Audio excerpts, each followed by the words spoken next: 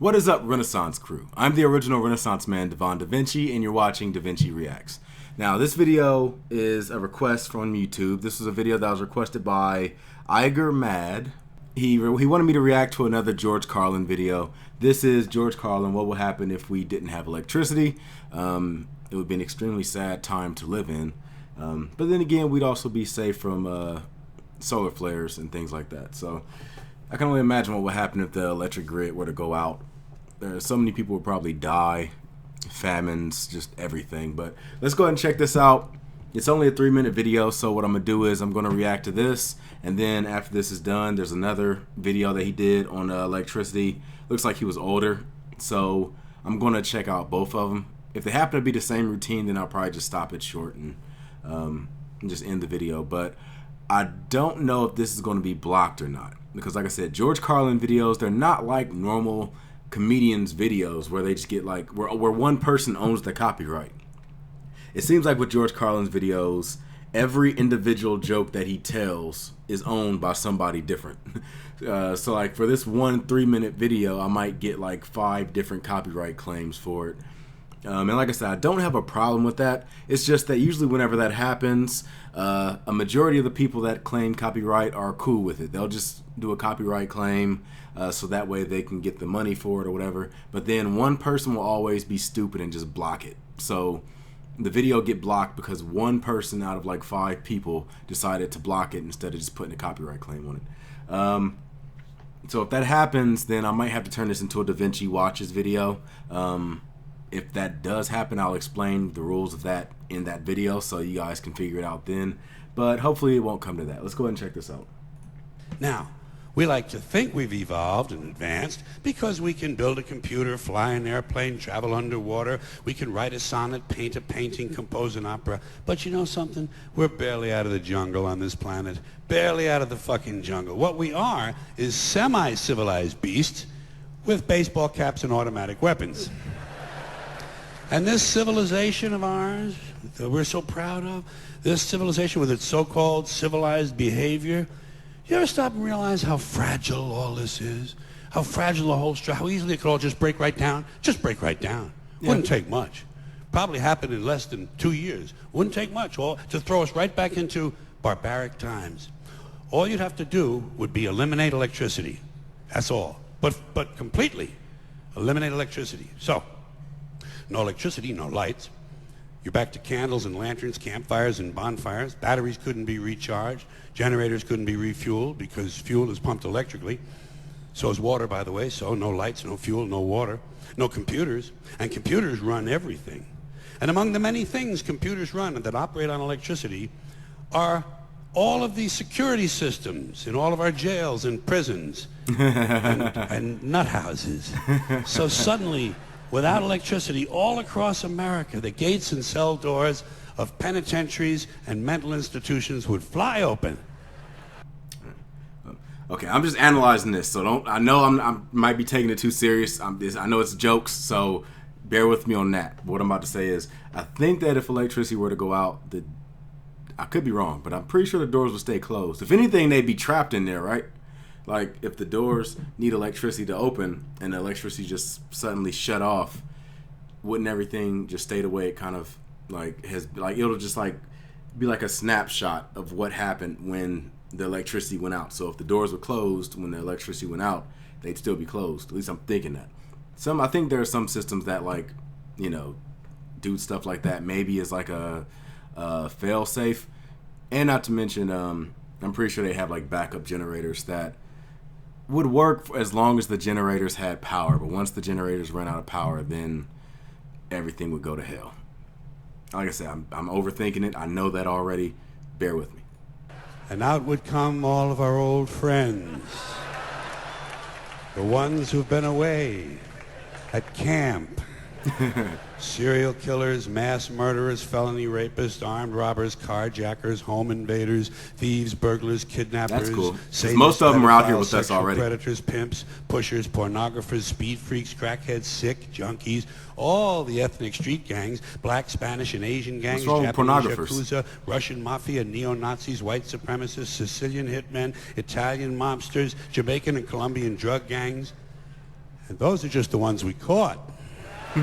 Let's not forget their counterparts still on the outside right now. Yeah. Waiting to hook up with their prison buddies so they can start a new organization, the American Federation of Sociopaths. Just what the country needs. Another special interest group. 8 to 10 million of them there'd be, counting all the parolees and all the probationers and the ones who've never been caught. 8 to 10 million bitter, angry, violent, sexually hyperactive alpha males with nothing to do, no hobbies, no medications, no scruples. Just a bunch of bad guys looking for a good time. Maybe dropping by your house. Hi, hope we're not intruding. Got any beer? Oh, good. Well, I got about 1,400 really thirsty guys here. How about women? Got any women? Oh, just your wife, huh? Well, I think we can make that work. Now, boys, there's a lady here, so I want you to mind your manners and wait your turn. Police wouldn't help you. They'd be gone at the first sign of trouble. They'd be home protecting their own families. So would the Army and the National Guard. You'd be alone. You'd be on your own. You'd be SOL and JWF. Shit out of luck and jolly well fucked. Shit out of luck and jolly well fucked. After a couple of years of living like that, beheadings would be the least of your problems. People would be lining up to be beheaded. So let's get back to suicide, which now seems like a reasonable alternative. I think with this speech, George Carlin just raised gun ownership like 50%. Like, I mean, like I said, I was always kind of like too serious, so I didn't want to deconstruct it too much because I didn't want to be one of them guys, you know. Well, actually, but yeah. Like I said, I'm pretty sure everything wouldn't just immediately shut off. There'd be a couple of things that still have a little bit of backup power. Mainly the things that are key to running our society. So things like, like nuclear generators and things like that. Chances are they probably keep going a little bit longer, but over time they will shut down. And I'm guessing while they're in that period where stuff is going to shut down, like they know the power's out and it's not coming back, chances are they probably just go ahead and safely shut everything off. That way there wouldn't be any type of meltdowns or any weird situations where everything would just collapse completely. But once that happens, then we're kind of screwed. That's probably the biggest thing that makes me nervous, like as far as like solar flares and things like that. I mean, for the most part, whenever we've had solar flares, they've missed us. And I think the last one that hit us was in like the 1800s. So like we didn't really have a lot of electricity to begin with, so it didn't really have too much of an effect on us. But if a solar flare would have hit us right now, we would be completely fucked. Like, imagine the entire planet out of electricity. That is some Mad Max Thunderdome levels of goddamn apocalyptic scenario.